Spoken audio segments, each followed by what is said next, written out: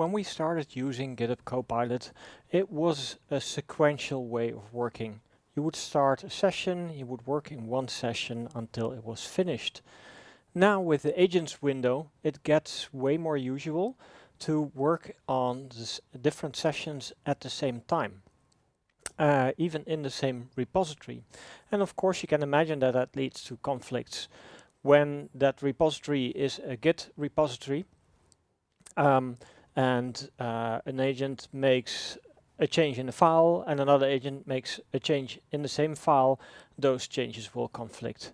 So we need to separate those changes. To be able to do that, we are using a Git feature that has been there for quite a while. It's called Worktrees.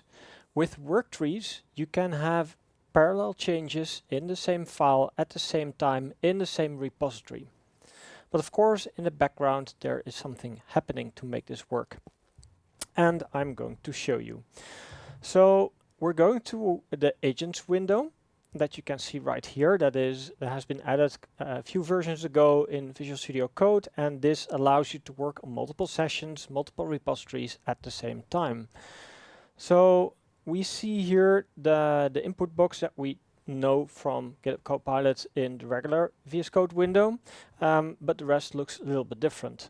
There is one checkbox that is important for what we are now talking about, and that is new work tree right here. If I would now ask Copilot to make a change in my code, it would do that in the current branch. So if my main is selected, is checked out, I can, and I would ask Copilot now to make a change, it would make the change in the main branch. But if I kick off multiple agents, that's of course not possible, and that is where worktrees come in. So I need to select new worktree here, and when I now ask Copilot to do something, it will create a new worktree. How does that work in the background? Let's go here to my command window, and I already typed some questions to, or some some commands to already show you what happens in the background. So my repository is located in Wright Brothers demo. And when using Git Worktrees, it creates a similar folder, but then with .worktrees behind it. So in this case, Wright Brothers demo.worktrees. And if I go in there and list the contents, you can see there that there is a whole lot of directories. And I did this there before I prepared the demo. So you will see that if I do another there, you will see that there's an additional folder that contains the code. So let me show you my session that I prepared. So I asked Copilot to add the engine sound property to the play model. Quite a simple change. It changed a whole lot more because it also changed the controller and the front end, and that is why I prepared this view, because otherwise you would need to look at to watch Copilot working.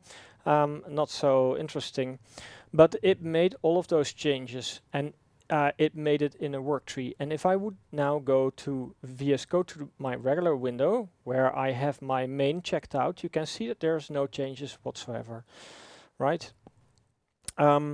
But if I take a look at the agents window back here, I can see that there are changes. So if I click these changes, and let me make a little bit more room here, you can see that there is some files that are changed. It changed the controller, it changed the model, it changed some tests.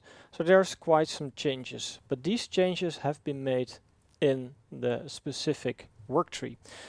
If I would go back now to my terminal here and I would do another there, you will see that there should be somewhere the add engine sound. That's probably this one. No, that's June. Let me take a look at if there is one from August. Oh, that's the first one, of course. It had to put a number because probably, well, there was one that is already called like that. No, it's not, but it will do that. But and let's take a look at what is in. That's maybe the most interesting part. There we go. And as you can see, this is a full repository clone. So it's not only a few files or a placeholder, it's really the full repository. If I would do a get-child item, and then -force, it even shows that there is a .git, but it's not a folder like in the regular Git repository, because this is a work tree. It still needs a pointer to that .git folder in the actual repository, so that is not the work tree. So that is why there is a .git file here. And if I would do get dash contents, or get content, I must say, and then on the .git folder, you see that it only contains a pointer to the actual Git dir inside of the regular Wright Brothers demo. So that is on the background how these work trees are created. And as you can see, they allow for isolation because you can have as many work trees as you want. Keep in mind though that it is a full replica of the file system of the repository. So they might, it might take up quite some space. So let's do something fun now. Instead of going back to the agents window, I'm going back to VS Code. Currently, I have my Wright Brothers demo directory open, which is the regular repository directory. But let's now open the folder that contains the work trees. There we go. And then let's open the engine sound work tree and let's take a look there. As you can see, when I open up this directory, it shows us the session that we have been working on. I can continue here, of course. You can see that the changes have been applied. You can see that it created a very specific branch name here, agent / and then the name of our feature, and that is the same as the directory name. So what I can do now is I can just go here into source control, and you can see that this is a work tree that is part of the Wright Brothers demo, and I can now start committing this in this specific branch in the work tree and then push it to the remote as a regular branch. So that isolates this workflow completely from the normal repository, the workspace where you work in. Well, we can do it so you can take a look at what it looks like. So this is the engine sound added. All right, I'll commit and push, and it will ask me to publish the branch. And of course, I didn't stage them. Has no remote branch, yes, so please add that. And then I'm going to show you the repository. So let's see, there we go.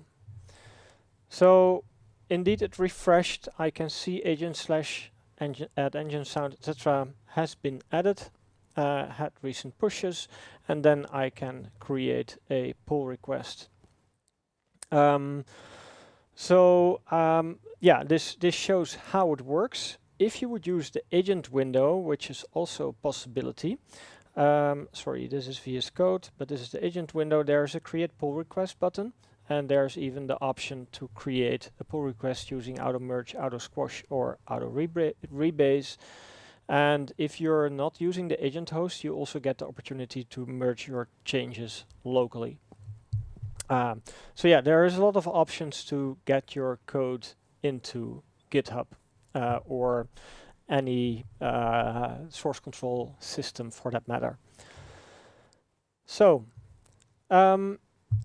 getting back to the root of this this problem and the root of this feature, using work trees instead of just working in your workspace allows you to do multiple changes at the same time, powered by the agents window.